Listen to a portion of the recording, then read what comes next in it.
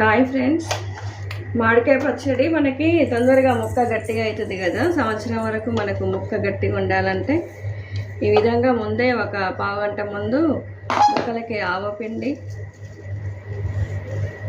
కొంచెం నూనె యాడ్ చేసుకొని ముక్కలకు బాగా పట్టించాలి.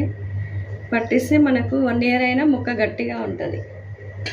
ఈ టిప్ అందరూ యూజ్ చేసుకోండి.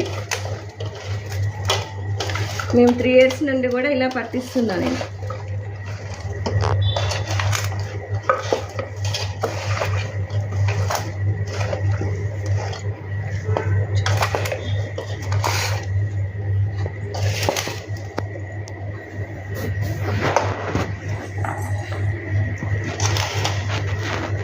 మొత్తం కలిసేటట్టు కలుపుకొని ఆయిల్ వేసుకొని